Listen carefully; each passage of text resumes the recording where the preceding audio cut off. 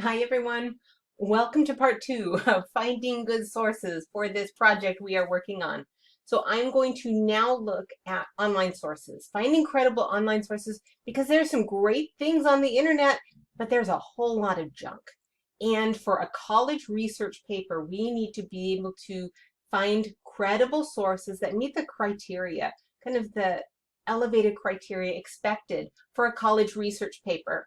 And so if you look right here, module 5, where I have shared all of these sources for finding research, I have some evaluating online sources, some videos and stuff. But very basically, look at this CRAP test. It's an acronym for determining good sources. First of all, currency. Make sure that it's not too old. Granted, everything on the internet isn't going to be too old, but there's some old stuff out there. So make sure that the sources you find are within the last 10, 15 years. Especially if you're looking at social media, it should be within the last 5 years. Is it relevant? Is it looking at your topic the same way you are? If we bring up something, like wine, there are so many different ways to look at wine, so many different lenses you can look at it through drinking problems, manufacturing, marketing, and all of those things. If you want to look at something focused on the health benefits, then make sure that your sources look at it in the exact same way. This is one thing that is probably the most important thing to look at, is authority. Who wrote it? Find the author. If there is no author listed on the article, that's a big red flag. That means that it's just some anonymous thing. Maybe it was pieced from other sources and it's just kind of thrown together. That's not going to be a credible source. Look to make sure that it has an author or it's on a very credible site, okay? And that's really, really important. And one other thing that it's a little sidetrack here, but avoid any title that has a number in it. Okay, that's another red flag. A lot of things on the internet are just piecemeal, where a staff writer or maybe a hired intern will go out there and just find bits and pieces of other articles and smash them all together and say, top 10 ways, wine is good for you, or top 6 reasons, that you should be marketing on social media, or something like that. That's a big warning sign for a credibility check. Make sure everything is accurate. Look at the purpose of the article. If it's trying to sell you something, that is a huge red flag. Avoid anything from a site that is trying to sell you something. If there's a lot of pop-up ads, avoid that. If it's from a company that's trying to sell you something, avoid that. That suggests a very strong bias beyond just simply having an opinion. They're trying to sell something. They're going to manipulate what they have to say to sell you something. So read over that. That's a good gauge. So let's go in here and we will just look at different things. Let's see if we are just going to be looking at, we were talking about wine, so let's do health benefits of wine.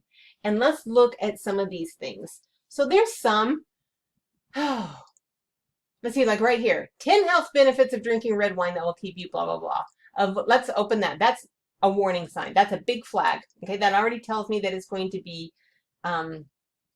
probably not very credible, and who is white. Okay, and this is from a vineyard, okay? So of course they're going to tell you that wine is good for you, okay? And so if you look here, all it is are these little, blurbs and this little list. That is not going to be considered a credible source. Let's see, there's no author here listed. It's just an internet, kind of like quick go-to. Let's see if we can find something. Healthline that might be good. Sometimes it takes a couple pages. Let me see if surprising. There's a lot of numbers here. There's a lot of junk on here. Can drinking wine ever be good for us? BBC. That would be, well, let me open it first. It's got an author. BBC is a credible online magazine. It's substantial enough. Look, there's a lot of pictures, a lot of visuals, which is part of the rhetoric. That doesn't suggest it is less credible in any way. This would be a good source. This would be a good source, okay? It is lengthy. It's BBC is credible. You know who it is. Okay, that's a good example of a great source online. Let me look at essential oils right there. Pop that up there. There's going to be a lot of selling here too. Look at that, 11 essential oils. Avoid that, avoid that. Amazon, aromatherapy, 10 must-haves. See, it's going to take a little while. It takes be prepared to be patient. How do I choose? No, no, no. New Yorker. Okay, there is another credit. Now, I'll tell you right now, I'll try and open this, but I don't have a subscription to the New Yorker, and it only gives me 10 articles a month or something, and I read them a lot, so it's probably not going to open it for me. Hey, maybe it is. All right, so this would be a good source. The New Yorker, okay, see there, it cuts me out. That would be a good source if you can get access to it. Let's see if there's anything else. YouTube channels, avoid YouTube channels. We're looking for some good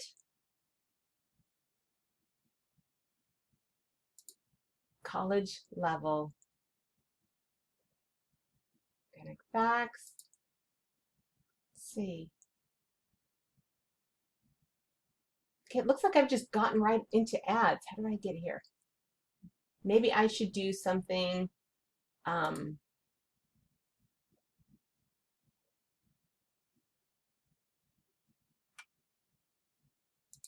like health. Okay, health benefits, WebMD, that might be a good one. John Hopkins.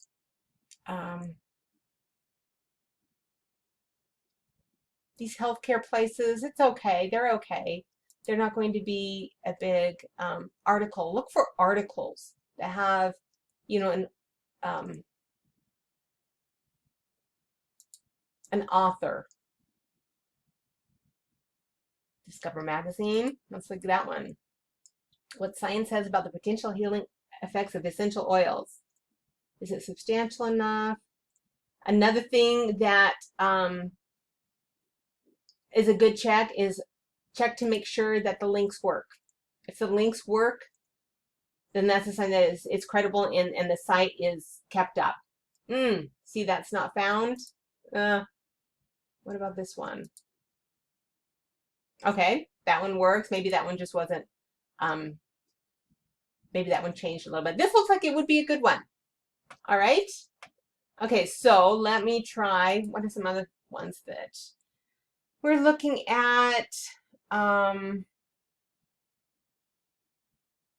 Let's try the human touch effect. That might be, I don't know what we're going to, okay, look at this. Hands-on research. This is right from Berkeley. This is the Berkeley magazine. Hands-on research, the science of touch. First one out of the gates. That looks like it would be, that's going to be a good article. That's a good article right there.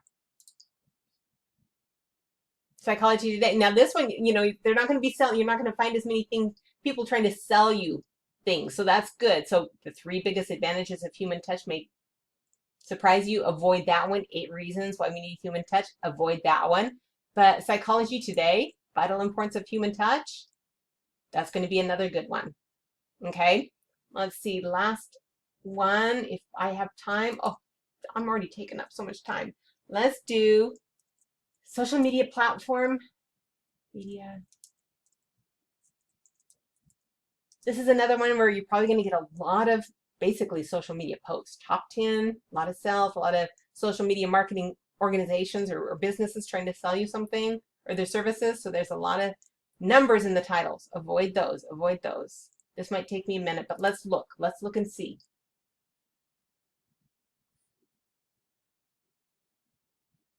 New York Times. How to use social media in your career. Okay, that might be. I don't know if that's what you're going to be looking for, but that's a credible source. It might be looking at it from a different view that might not be helpful. If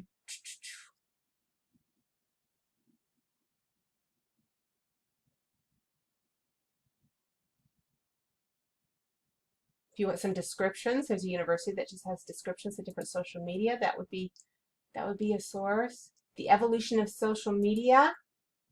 Now this is a blog, and a lot of times blogs won't work, but it's a blog out of Maryville University. Okay, so that's a unique situation where a blog would work. Brief history of social media. Okay, this looks like actually a good reference source, an online reference source. Okay, that would be a credible. Okay, look at the author. The author, it's not a person, but it is a university. Okay, so those are some good, let's see. I can get in this this rabbit hole. Analytics. These are different research, or it looks like a chapter in a book. All right, so hopefully that gives you some ideas of what is credible and what is not credible online. Let me know if you have any questions or need any help, okay? All right, bye-bye.